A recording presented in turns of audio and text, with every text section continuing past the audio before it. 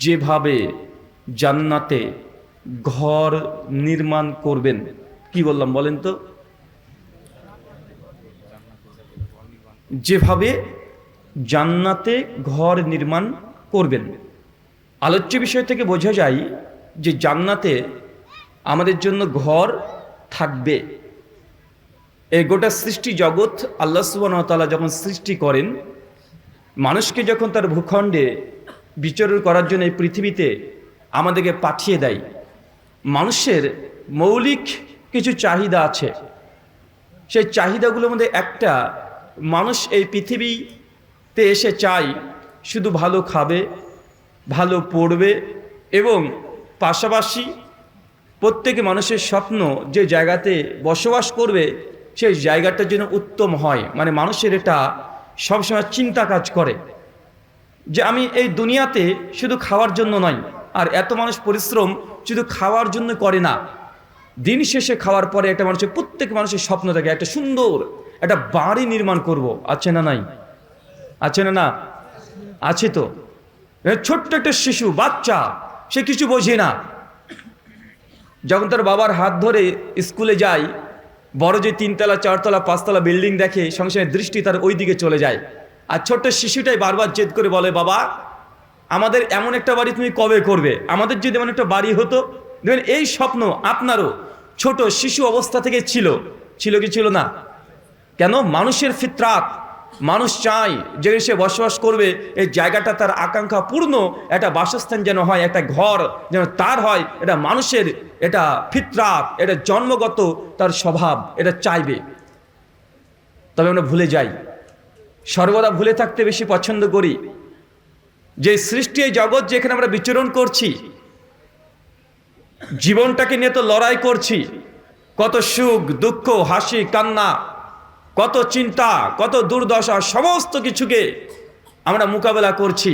অথচ এই সৃষ্টি, এই দুনিয়া, এটা আমাদের আসল ঠিকানা নয়। আমাদের আসল ঠিকানা ফাইনাল ডেস্টিনেশন, যেখানে প্রত্যেকটা মানুষকে গিয়ে থেমে যেতে হবে, আর প্রত্যেক মানুষ তার অনিচ্ছার শর্তেও সেখানে তাকে যেতেই হবে। সেই জায়গাটার নাম কি?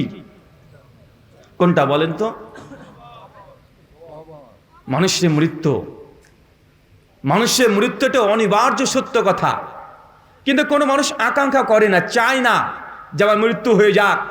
মানুষ সবসময় এই দুনিয়াতে কয়েকটা সেকেন্ডের জন্য হলেও সে বাঁচতে চায়।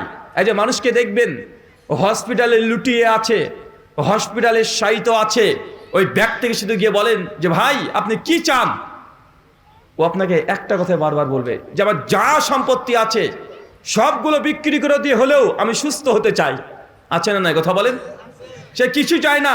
সে চায় না যে চাইনিজ দিয়ে ভাত খাবে একবেলা, সে চায় না যে আমি এটা করব ওটা করবো, বাড়ি নির্মাণ করব, ঘর নির্মাণ করব। এটা তার স্বপ্ন না, তার স্বপ্ন চেঞ্জ হয়ে যায়। সে চায় কোনো রকম আমার যা আছে সব বিক্রি করে দিয়ে হলেও আমাকে সুস্থ হতে হবে, বা আমার সন্তান যে মৃত্যুসজ্জায় শায়িত আছে, 3-4 বছরের সন্তান হসপিটাল আছে, বাপ মা তার সম্পত্তির মূল্য দেয় না, যে সন্তান হসপিটালে থাকে সে চায় সম্পত্তি চলে যাক, তবে আমার সন্তানটা সুস্থ হয়ে উঠুক। আছে না? নাই? আছে। আমাদের আসল ঠিকানা জান্নাত। আর জান্নাতে আমাদের জমি আছে। কি আছে? জমি আছে।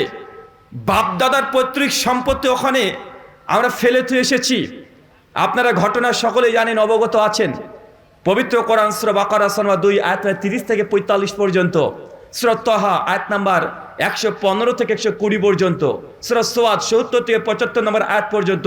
সারাংশ হচ্ছে এইটা যে আল্লাহ সুবহানাহু ওয়া তাআলা নবী আদম আলাইহিস সালামকে যখন সৃষ্টি করলেন, বলেন যাও করে জান্নাত তোমার, যা ইচ্ছা তাই করো, যা ইচ্ছা মন চায় তাই করে বেড়াও স্বামী স্ত্রী মিলে, যেখানে ইচ্ছে সেখানে যাও, যা মন চায় তাই খাও পান করো, তবে ওই গাছের কাছে যেও না। আমাদের আদি পিতা নবী আদম আলাইহিস সালাম তিনি করলেন কি? সবকিছু ভুলে গিয়ে আল্লাহ যেটা নিষেধ করেছেন তিনি সেখানেই গেলেন।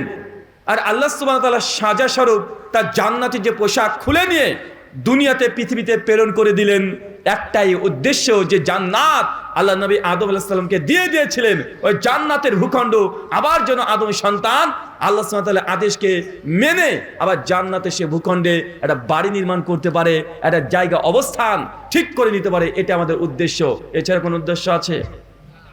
অনেকে মানুষ মনে করতে পারেন যে হুজুর আপনি এইসব কথা বলছেন, প্রমাণ কি?